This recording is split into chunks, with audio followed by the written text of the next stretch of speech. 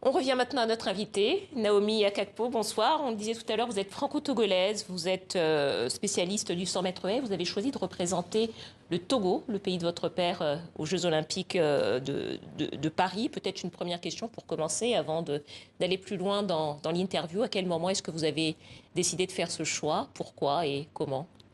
Alors, j'ai décidé de courir pour le Togo. J'avais, je pense, 18 ans à peu près. Je me suis rendu compte que courir pour la France était bien, mais que courir pour le Togo, ça pouvait être plus impactant, que je pouvais faire avancer les choses au pays et inspirer vraiment de jeunes filles et de jeunes garçons à pouvoir faire du sport, alors qu'en France, j'aurais eu un impact, mais beaucoup moins important.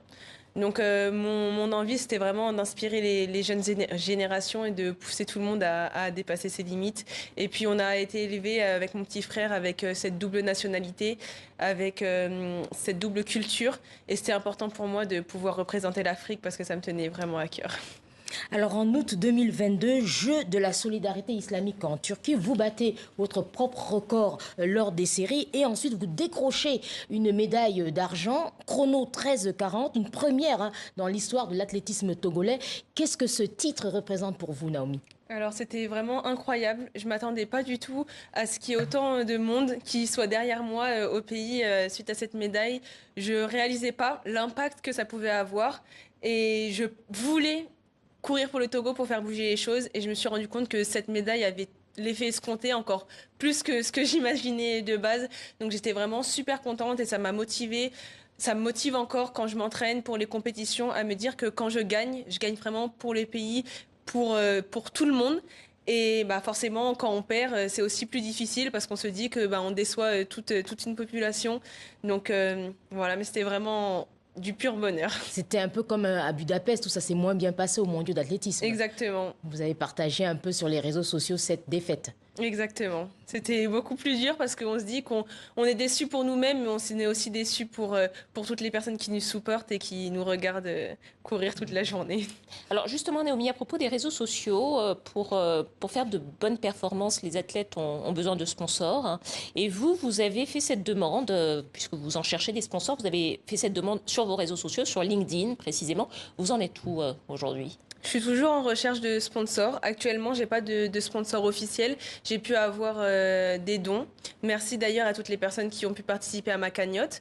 Et donc, si vous voulez me soutenir pour que toutes les compétitions internationales, que ce soit les Jeux Olympiques, les Jeux africains ou autres, eh ben, vous pouvez me contacter sur mes réseaux sociaux directement. Et j'ai également un agent où ses coordonnées sont indiquées. Oui, vous n'envisagez pas d'aller vous préparer aux États-Unis parce qu'on voit que beaucoup d'athlètes le font, par exemple, notamment en athlétisme.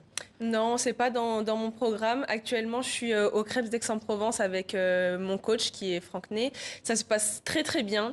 Et tant que ça continuera à fonctionner avec ce coach-là, j'envisage pas de changer. Peut-être après pour changer d'air, pourquoi pas.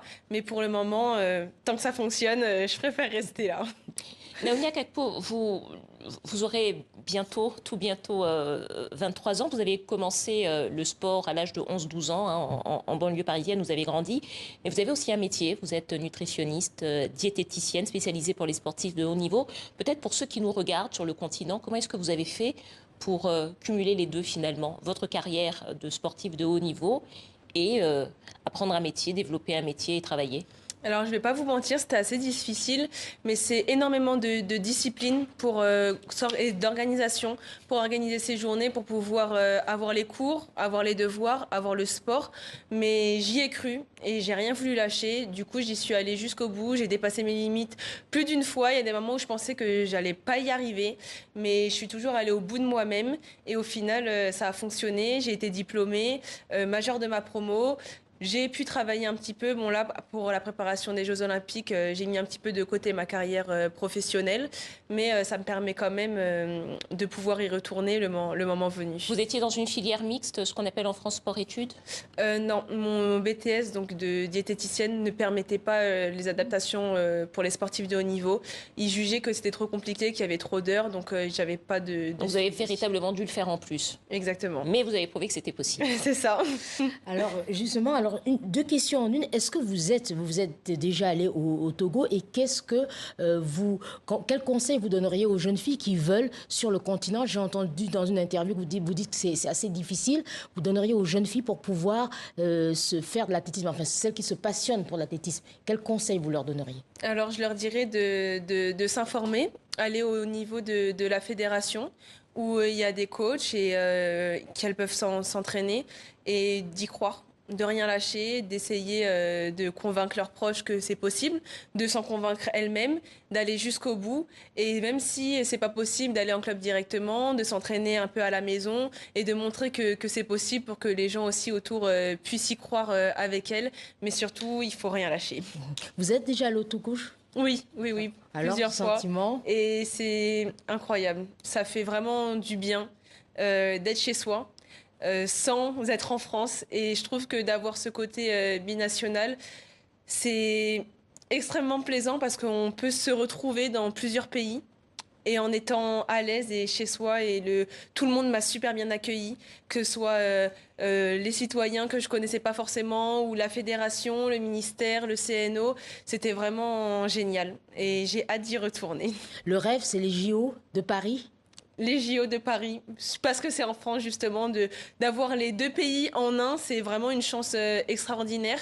Et je vais tout faire pour pouvoir y aller de moi-même. Qu'est-ce que vous visez pour les JO de Paris, alors?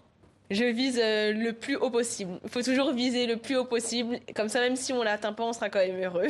On sera quand même heureux quoi qu'il en soit. Merci beaucoup à vous, Naomi Akakpo. Je rappelle que vous êtes spécialiste du 100 mètres haies et que vous courez pour le Togo et que vous participerez donc aux Jeux Olympiques de Paris en 2024 sous les couleurs du Togo. Merci à vous. Merci. Merci à vous, Lise-Laure. À demain.